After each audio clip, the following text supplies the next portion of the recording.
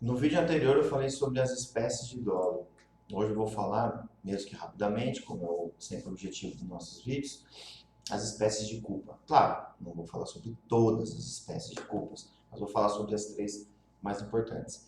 Senhores, a constatação de qual espécie de culpa é feita pelo magistrado, ela tem importância quando da aplicação da pena, porque influencia diretamente na dosimetria penal. E, obviamente, que essa constatação é feita no bojo das provas do processo.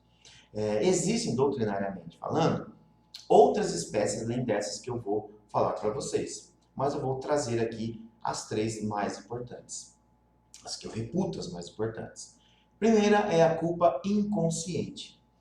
A culpa inconsciente é a famosa culpa comum, é a culpa corriqueira. É aquela culpa onde o resultado era previsível, mas o agente não previu. Ou seja, aquele resultado ele era previsível, tinha como se prever, mas não foi previsto. É a culpa sem previsão. Essa é a culpa que se origina através da negligência, imprudência ou imperícia. Um vídeo futuro eu explico a diferença dos três. Segunda espécie de culpa é a culpa consciente.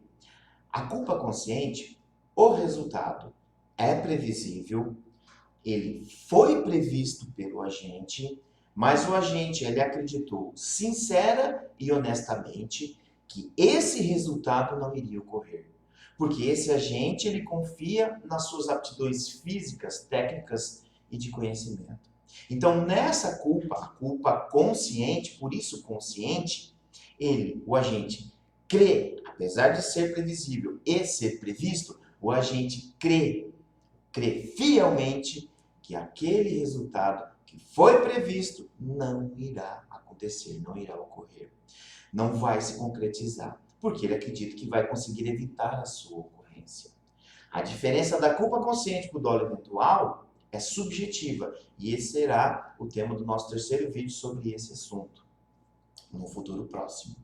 A terceira espécie de culpa é a culpa imprópria, ou também chamada culpa por equiparação, também chamada por assimilação, também chamada por extensão. Eu gosto sempre que possível trazer todos os nomes que eu encontro nos meus estudos.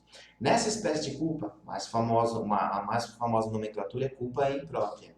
O agente, ele está agindo dolosamente, mas acredita que está amparado por uma excludente de ilicitude. E devido a esse erro anterior, a lei atribui a essa conduta dolosa um caráter culposo. Então, o agente, ele tem um comportamento doloso. O comportamento dele é doloso, ele está fazendo aquilo, ele sabe o que é aquilo, ele sabe da sua atitude, do seu agir.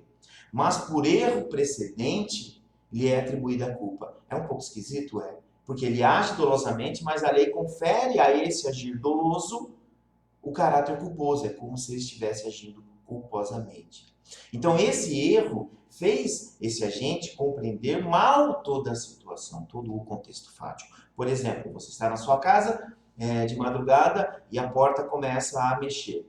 Você pega um revólver e dá um tiro na porta. E aí acerta a pessoa que está lá do outro lado. Por que você achava? De madrugada você achava que era um ladrão. Você estava amparado pela legítima defesa. Claro, o exemplo é um pouco grotesco, mas é só para fins didáticos. Você deu o tiro, você achava que era um ladrão, você está amparado pela legítima defesa. Aí você olha, era um amigo seu que foi lá te fazer uma visita, um parente distante. Então você agiu dolosamente, mas devido a esse erro que você achava que estava amparado pela legítima defesa, o contexto fático, a própria lei vai dar esse caráter culposo. Por isso é chamada de culpa imprópria.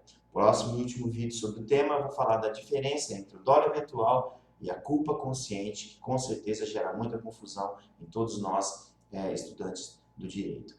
Grande abraço.